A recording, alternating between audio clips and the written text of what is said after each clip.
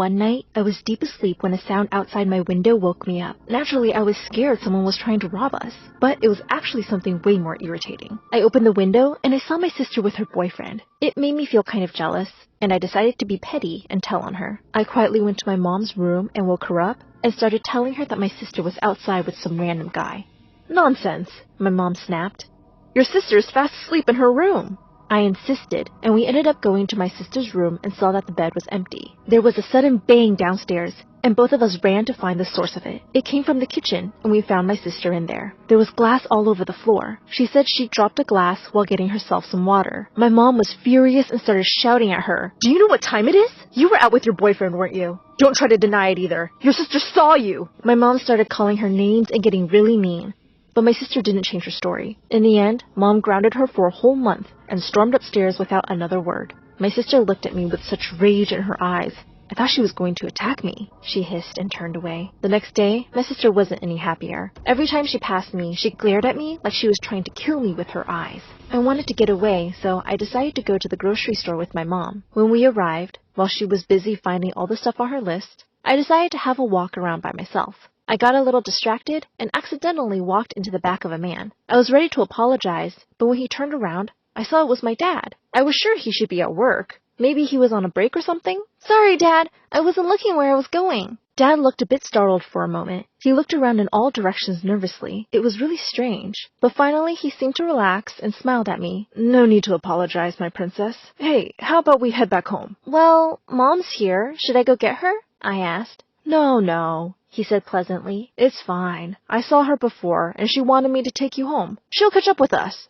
Maybe I'd been bugging Mom? I didn't know, but I followed Dad outside to the parking lot anyway. Except, it all got even weirder. He had a totally new car I'd never seen before. "Did you get a new car, Dad?" "Yes. I actually bought it this morning. Do you like it? Get in quick. Your mom won't be happy if she has to wait." "What on earth are you doing? Get away from my daughter, you freak! I swear I'll call the police." I ran back towards my mom. "Mom, what's wrong with you? Everyone's looking. I was just going home with Dad." I turned to talk to Dad, but he was speeding out of the parking lot. What was happening? My mom was furious, demanding an explanation about why I was getting into a stranger's car. She wouldn't listen to me when I tried to say it was just Dad. Then she dropped a bombshell on me. "Honey, that wasn't your dad. Your dad's at work. That man didn't even look like him," Mom said. I stared at her, wondering if it was all one big joke. But Mom looked deadly serious, and I started shaking and crying. What was wrong with me? They looked exactly the same, I was sure! After we got home and talked about it, my mom was so concerned that she decided to take me to a doctor. The doctor gave me a lot of weird tests, and I had to talk to other medical professionals too. But it only took a few days for the psychiatrist to diagnose me. Prosopagnosia. What a mouthful, right? To put it simply, I suffer from face blindness. I couldn't tell different faces apart from each other. People could easily end up looking the same to me.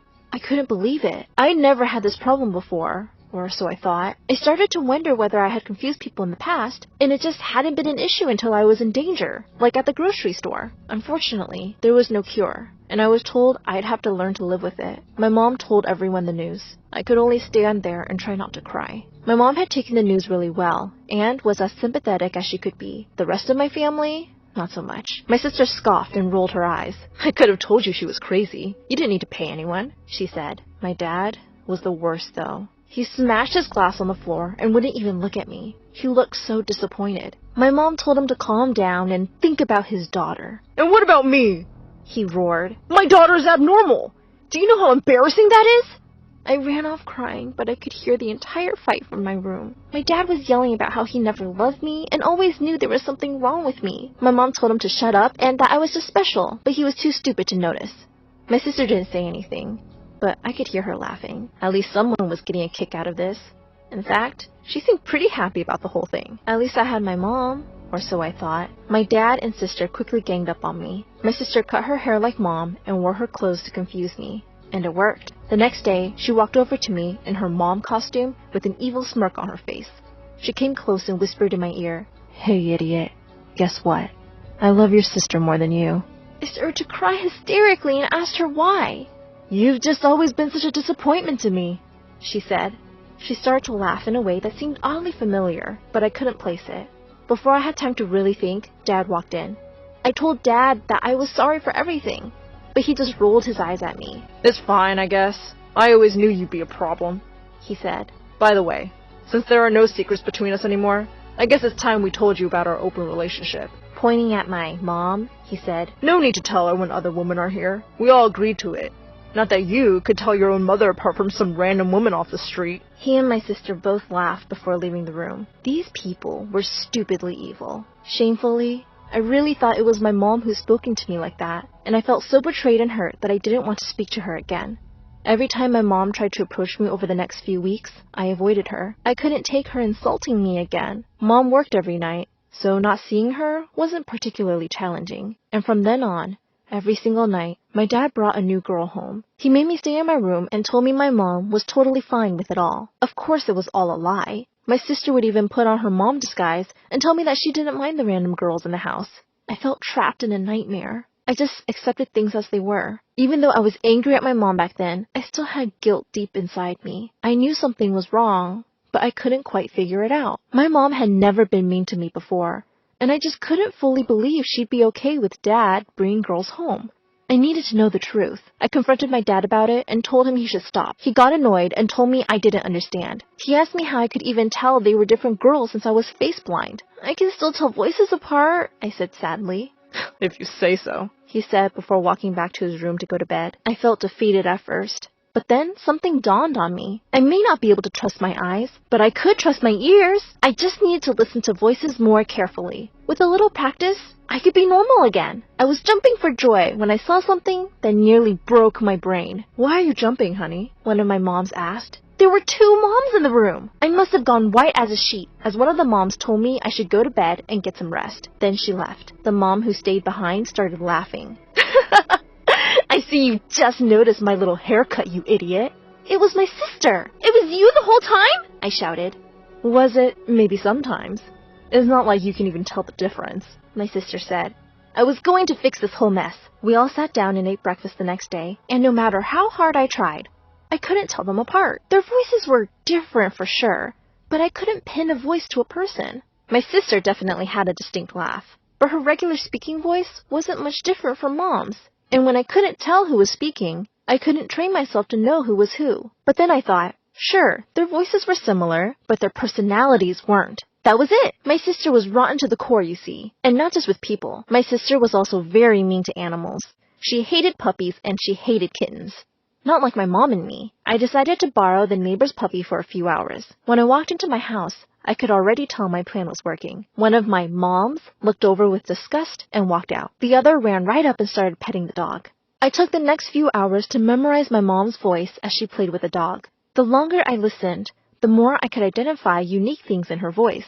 I could hear the difference between her voice and my sister's, not to mention the girls my dad brought home. I decided to sit down and have a conversation with my real mom. I told her all about the woman and the mean comments and told her if she knew about any of it. I didn't, she said with a serious look on her face. The next day, I was surprised to see her sitting on the couch with my sister, looking nervous next to her. She told me that she decided to stay home for her night shift. It was only about 20 minutes before Dad walked in with his new date. My mom was so angry, she screamed at the woman to leave and started shouting at my dad. She threw a few things at him and told him to get out and never come back. My sister started crying and apologizing, saying that Dad had forced her to go along with everything. I didn't believe a word of it and told my mom that my sister had enjoyed tormenting me. My sister, who usually thought she was so cool and scary, was reduced to a blubbering mess on the ground, begging my mom not to kick her out. My mom agreed, but on one condition. She picked up a bag of stuff from behind the couch and told my sister to follow her. My mom took my sister into the bathroom, and she came out with a green mohawk. Perfect, my mom said. Now Susan will always be able to tell us apart. My sister was humiliated, but it was true. I would definitely know who was who now. This should have been a happy ending for me, but my mom did have one flaw. She would never be able to live without a man in her life. And it wasn't long before one showed up. As expected, my mom brought home a new guy a few days later. And he really was something. He wore tattered old clothes and had a tattoo of a chicken wing on his shoulder. I had no idea what my mom saw on him, but maybe my sister knew. See, whenever my mom went on her night shift, my sister and my mom's new boyfriend would disappear for hours. At first, I thought it was great to be left alone. Then, I realized it was very suspicious. I told Mom about it, and she kicked him out and sent my sister to live with my dad at the motel he'd been staying at. A few weeks later, Dad came back, full of apologies and begging to be taken back. My mom crumbled. I guess she really couldn't survive without a man. So she agreed to work on their relationship. I asked my dad where my sister was, and he just looked confused. What are you talking about? He said. I felt super bad. She was a mean person, but there were worse people in the world, like the man who tried to kidnap me. I didn't want her to get hurt. I decided to look for her myself. I told my mom I was worried, but she only seemed to care about my dad now. I wondered about my mom's ex, the weird guy with the chicken wing tattoo. Maybe it was something to do with him? I went to the police station, and an officer told me we could go to the man's house and see if my sister was with him. I tried to explain my face blindness problem and that I wouldn't actually know if the girl was her. And what if she didn't want to admit who she was? The officer wasn't sympathetic and told me to deal with it on my own in that case. He said that runaway kids weren't his problem. Go play Sherlock Holmes if you want, he said, and walked away from me. Luckily, it was pretty easy to find the guy's address. His house was exactly what I expected it to be. It was a total mess, and there was loud music booming everywhere. There were also lots of women inside.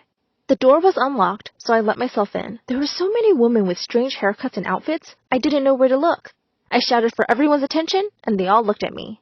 Hey, Rachel, if you're here, I'm sorry. And you can come home now. Forgive me. Please, sis.